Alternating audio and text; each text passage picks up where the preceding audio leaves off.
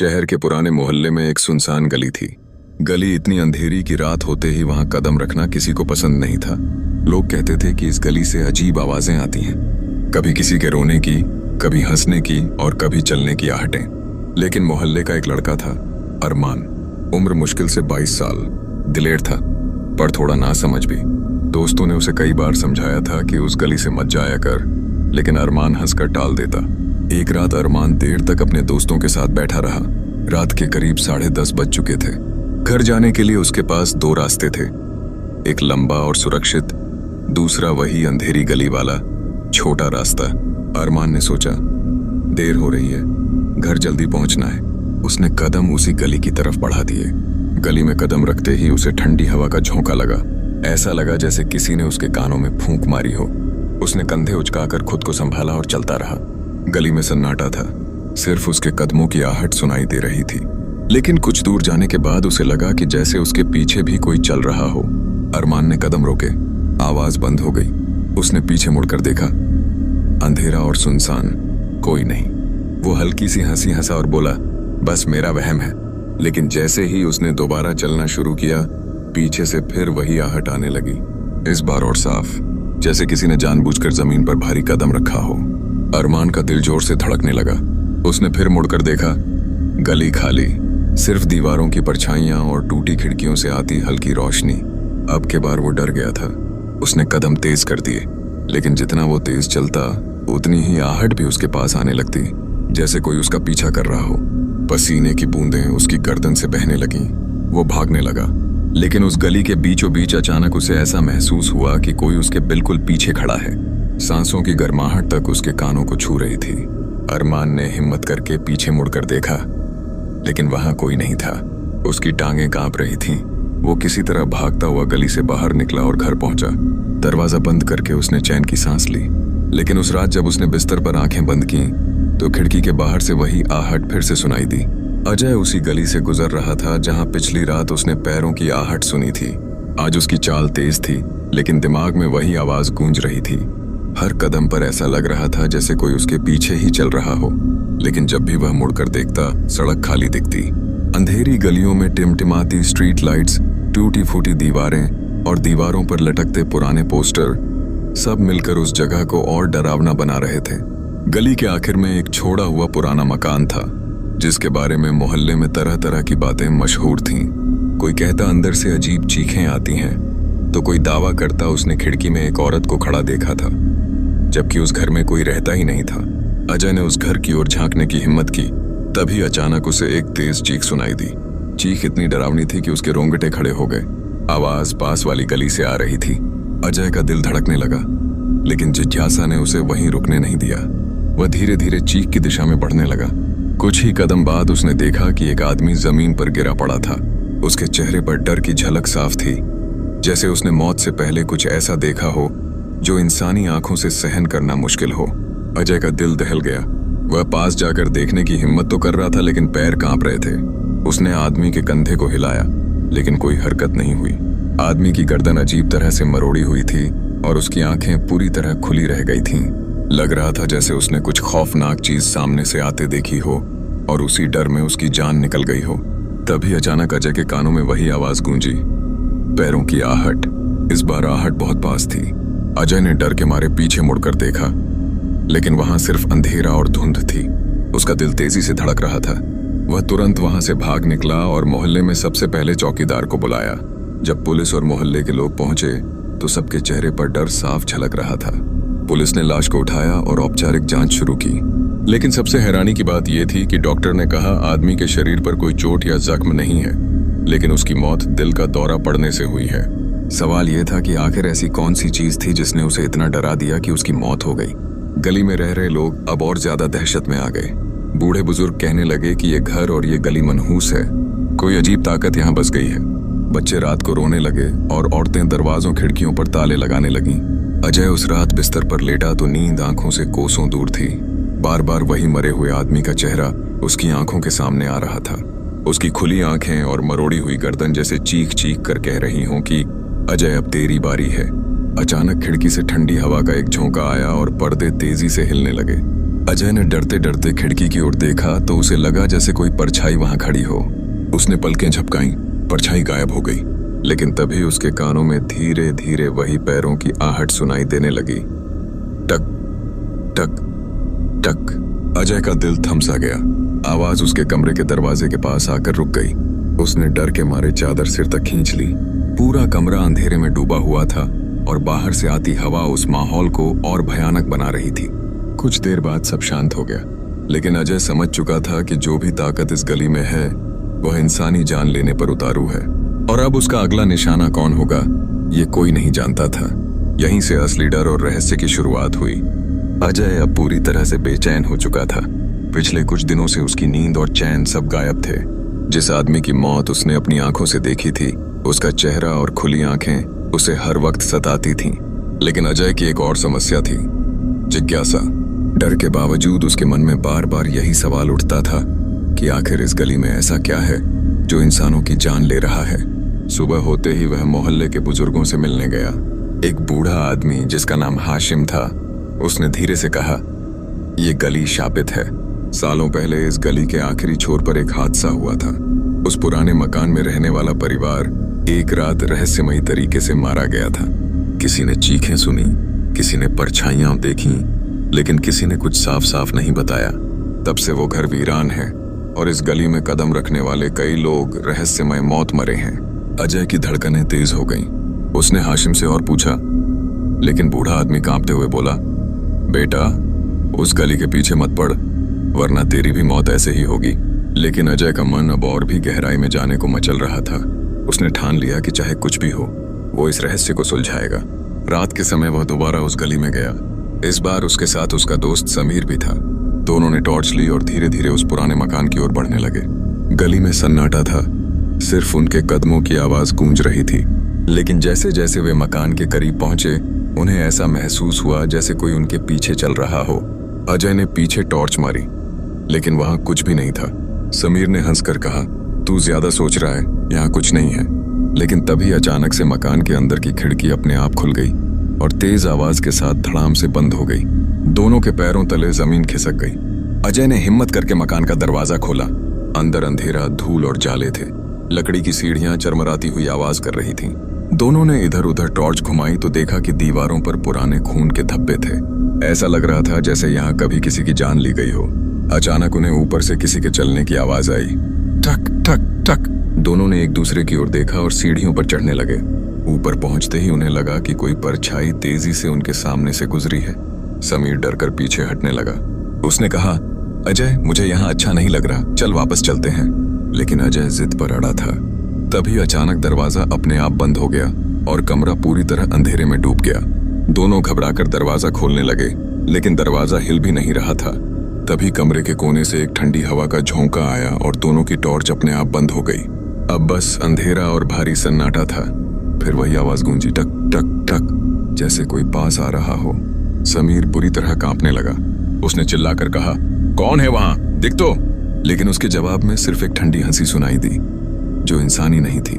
अजय ने महसूस किया कि कोई उनकी तरफ बढ़ रहा है। अचानक समीर की चीख निकली।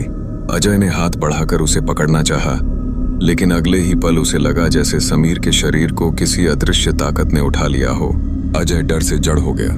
उसने चीखते हुए चारों ओर देखने की कोशिश की, लेकिन उसे बस एक अंधेरी परछाई दिखी जिसकी आंखें लाल लाल चमक रही थीं। और अगले ही पल समीर को जमीन पर पटका गया। अजय उसके पास भागा तो देखा कि समीर की गर्दन पूरी तरह से मरोड़ी गई थी और उसकी सांसें थम चुकी थीं। उसका चेहरा मौत के डर से जकड़ा हुआ था। अजय की आंखें फटी की फटी रह गईं। उसका सबसे अच्छा दोस्त उसकी आंखों के सामने मारा गया था। वह डर से पागल होकर दरवाजा पीटने लगा और अचानक दरवाजा अपने आप खुल गया। अजय बाहर भागा और गली से निकलते ही सड़क पर गिर पड़ा। उसकी सांसें तेज चल रही थीं और आंखों में आंसू थे। अब यह साफ था कि इस गली और उस पुराने मकान में कोई ताकत मौजूद है और वो ताकत इंसानों को आसानी से मार सकती है। अजय समझ चुका था कि यह खेल साधारण नहीं है। अब रहस्य गहरा चुका था और मौत का साया उस पर भी मंडरा रहा था। अजय की आंखों के सामने समीर की मौत का मंजर बार बार घूम रहा था। उसका दिमाग सुन्न पड़ चुका था, लेकिन दिल में डर के साथ एक आग भी जल रही थी। वह जानता था कि अगर अब भी उसने इस गली का सच नहीं जाना तो समीर और उस पहले शिकार की मौत बेकार चली जाएगी। सुबह होते ही वह पुलिस स्टेशन गया और पूरी बात बताई, लेकिन पुलिस ने उसका मजाक उड़ा दिया। इंस्पेक्टर ने कहा, अजय तू पागल हो गया है, भूत प्रेत जैसी कोई चीज नहीं होती।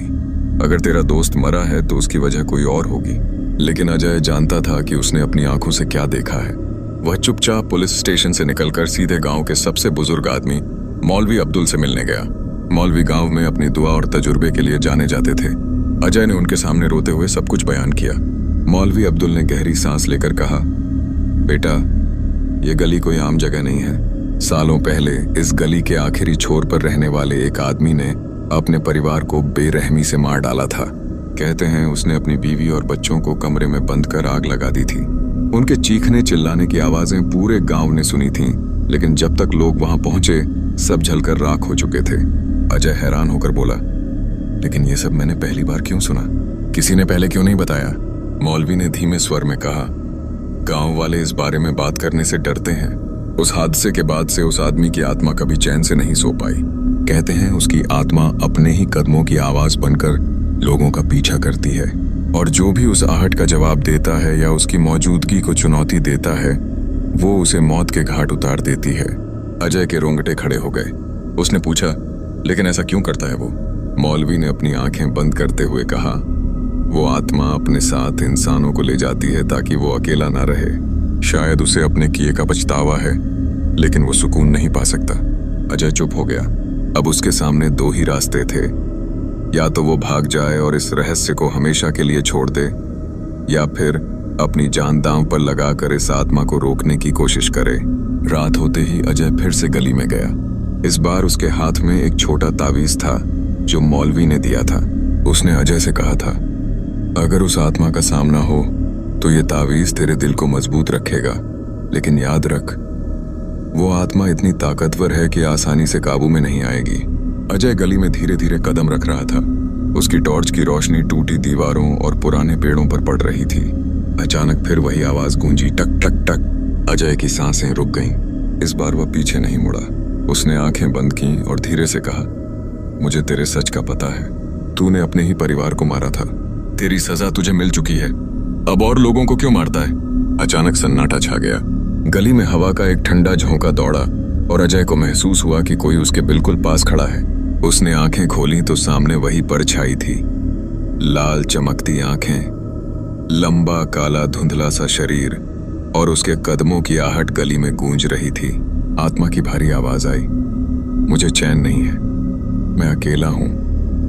हर इंसान जो यहां आता है उसे मैं अपने साथ ले जाता हूं ताकि मुझे कोई छोड़कर ना जाए। अजय कांपते हुए बोला, लेकिन यह इंसाफ नहीं है। तू अपनी सजा दूसरों को क्यों दे रहा है? अगर तुझे चैन चाहिए तो तेरे गुनाहों को माफ करना होगा, लेकिन इस तरह से तू कभी सुकून नहीं पाएगा। आत्मा जोर से चीखी। गली की दीवारें हिल गईं, पेड़ झूम उठे और अंधेरा और गहरा हो गया। अजय ने तावीज को कसकर पकड़ा और जोर से कुरान की आयत पढ़ने लगा जो मौलवी ने उसे सिखाई थी। आत्मा दर्द से चीखने लगी। उसकी परछाई धुंधली होने लगी, लेकिन साथ ही और ज्यादा गुस्सैल भी हो रही थी। उसने अजय पर झपट्टा मारा। अजय जमीन पर गिर पड़ा, लेकिन तावीज की चमक ने आत्मा को पीछे धकेल दिया।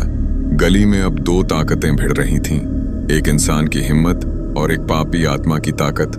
आत्मा बार बार अजय को डराने की कोशिश कर रही थी। उसके कानों में आवाजें गूंज रही थीं, तेरी मौत तय है, कोई तुझे नहीं बचा सकता। लेकिन अजय ने हार नहीं मानी। वह बार बार दुआ पढ़ता रहा और तावीज को उठाकर आत्मा की ओर किया। अचानक आत्मा की चीख और जोरदार हो गई और वह हवा में तड़पने लगी। उसकी लाल आंखें धीरे धीरे बुझने लगीं और गली का अंधेरा हल्का होने लगा। अजय समझ गया कि यह आत्मा शायद सच में अपने गुनाहों से आजाद होना चाहती थी, लेकिन यह लड़ाई अभी खत्म नहीं हुई थी। अब अजय को महसूस हुआ कि यह आत्मा इतनी आसानी से हारने वाली नहीं है। यह आखिरी टक्कर अभी बाकी थी। गली की हवाएं और ठंडी हो चुकी थीं। पेड़ों की डालियां आपस में टकराकर कराहने जैसी आवाजें निकाल रही थीं।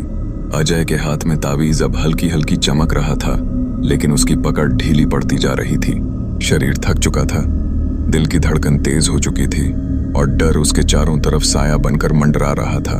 उसके सामने आत्मा और भी खतरनाक रूप ले चुकी थी। अब वो सिर्फ परछाई नहीं थी, बल्कि उसका चेहरा साफ दिखाई देने लगा था। जले हुए मांस की तरह काली पपड़ी वाला चेहरा, लाल खून से भरी आंखें और फटे होंठों से निकली आवाज। आज तू भी मेरा होगा अजय, कोई मुझसे बच नहीं सकता। अजय ने हिम्मत जुटाई और जोर से बोला, तुझे तेरे गुनाहों की सजा मिल चुकी है, तू अब और किसी को नुकसान नहीं पहुंचा सकता। आत्मा जोर से चीखी और पूरे गली में अंधेरा फैल गया। अजय की टॉर्च अपने आप बुझ गई। अब सिर्फ आत्मा की लाल आंखें अंधेरे में चमक रही थीं। अजय ने तावीज को अपने सीने से लगाया और दुआ पढ़ना शुरू किया। आत्मा उसके चारों तरफ चक्कर लगाने लगी। हर कदम पर वही आहट गूंजती, टक टक टक। और जैसे जैसे वो चक्कर लगाती, अजय का दम घुटने लगा। ऐसा लग रहा था जैसे गली की हवा ही गायब हो रही हो। अजय ने पूरी ताकत लगाकर कहा, अगर तुझे सुकून चाहिए तो तेरे गुनाह माफ नहीं हो सकते, लेकिन तेरी आत्मा को आजादी मिल सकती है अगर तू औरों को तकलीफ देना छोड़ दे। आत्मा गुस्से में गरज उठी, मैं अकेला नहीं रह सकता, सबको अपने साथ ले जाऊंगा। फिर अचानक आत्मा ने हमला किया। वो बिजली की तरह अजय पर टूटी। अजय गिर पड़ा, लेकिन उसके हाथ का तावीज सीधे आत्मा के सीने पर लगा। उसी पल एक भयंकर चीख गूंजी। गली की दीवारें कांप उठीं, टूटी खिड़कियां फटकर गिर पड़ीं और पेड़ की डालियां जमीन पर धड़ाम से आ गिरी। आत्मा तड़पने लगी। उसका शरीर धुंध में बदल रहा था, लेकिन इस बार वो हार मानने को तैयार नहीं थी। उसने आखिरी बार अजय की गर्दन पकड़ने की कोशिश की। अजय की सांसें रुकने लगीं, आंखें बाहर निकलने को थीं। तभी मौलवी अब्दुल, जो दूर से अजय का पीछा कर रहे थे, गली के मोड़ पर पहुंचे। उन्होंने जोर से कलमा पढ़ा और हाथ उठाकर दुआ की। तावीज की रोशनी और तेज हो गई, जैसे आसमान से बिजली उतरी हो। आत्मा जोर से चीखती हुई हवा में उठी और धीरे धीरे धुंध बनकर बिखर गई। उसकी लाल आंखें बुझ गईं और गली में सन्नाटा छा गया। अजय जमीन पर गिरा पड़ा था, लेकिन जिंदा था। मौलवी अब्दुल उसके पास आए और उसे संभाला। उन्होंने कहा, बेटा, तूने बड़ी हिम्मत दिखाई। ये आत्मा अपनी ताकत दिखा रही थी, लेकिन आखिरकार अपने गुनाहों से हार गई। गली अब शांत थी। पहली बार इतने सालों में वहां से कोई चीख, कोई आहट नहीं आई। लोग धीरे धीरे समझने लगे कि वो डरावनी गली अब सिर्फ एक गली है, कोई मौत का जाल नहीं। लेकिन अजय जानता था कि आत्मा पूरी तरह खत्म नहीं हुई। उसने जाते जाते उसकी आंखों में देखा था, जैसे वो कह रही हो, मैं एक दिन वापस आऊंगी। अजय ने ठंडी सांस ली और मौलवी से कहा, कम से कम अब गांव वाले चैन की नींद सो पाएंगे। गली में चुप्पी लौट आई थी, लेकिन हवा में अब भी एक हल्की सी सरसराहट गूंज रही थी, जैसे कोई अदृश्य पैर अब भी वहां धीरे धीरे चल रहा हो। भाई, कहानी यहीं खत्म होती है, डर, रहस्य और अंत में थोड़ा अधूरा साया छोड़कर, ताकि सुनने वाले को लगे कि शायद आत्मा अब भी मौजूद है।